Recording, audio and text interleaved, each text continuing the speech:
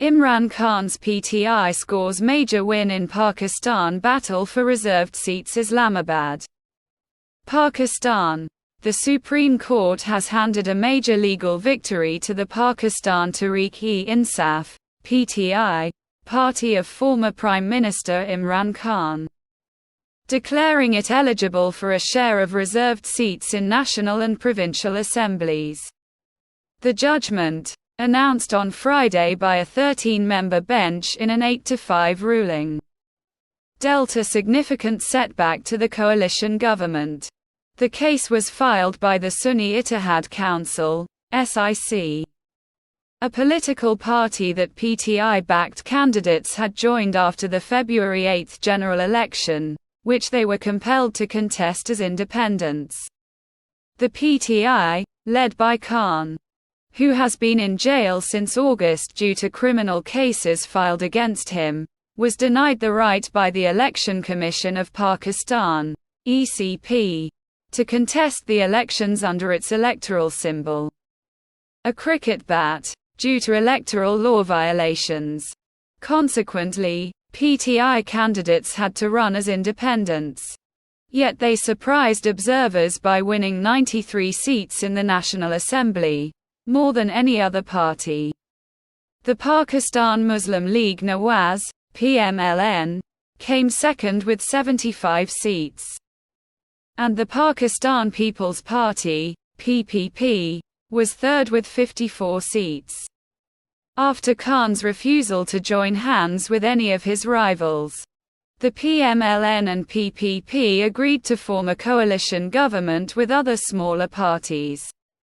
Under Pakistani law, 266 National Assembly seats are chosen in the general election, and 70 additional reserved seats, 60 for women and 10 for minorities, are distributed to political parties based on their election performance.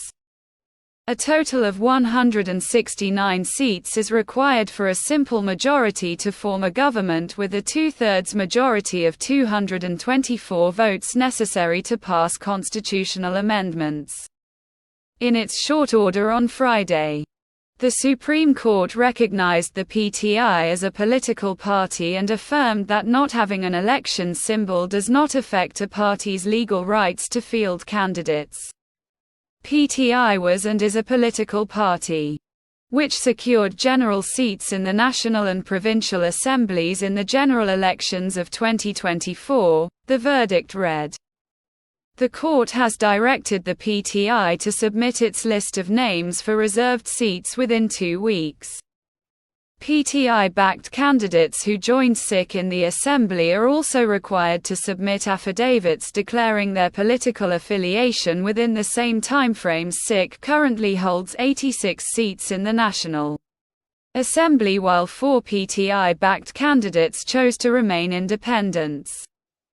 It is expected that just over 20 reserved seats will be allocated to PTI-backed candidates in the national legislature after this verdict.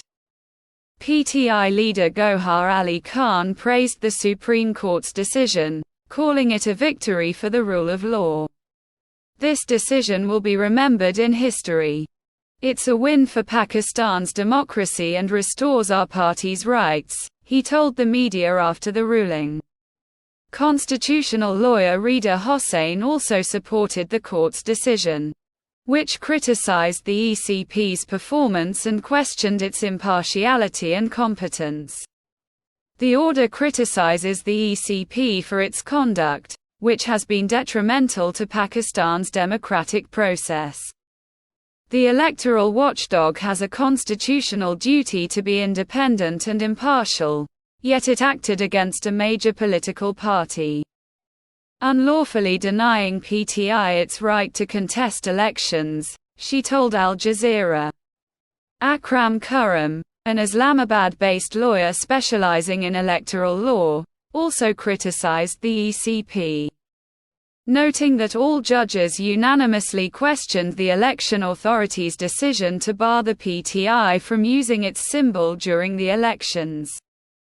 Every judge on the bench concluded that the ECP misinterpreted the Supreme Court's verdict on PTI's electoral symbol.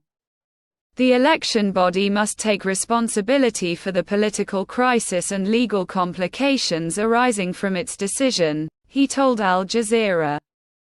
Election Commission officials have denied any bias in their conduct. Political analyst Benazir Shah highlighted the impact of the verdict on Parliament's composition and reputation. If PTI had lost the reserved seats, it would have further damaged Parliament's credibility.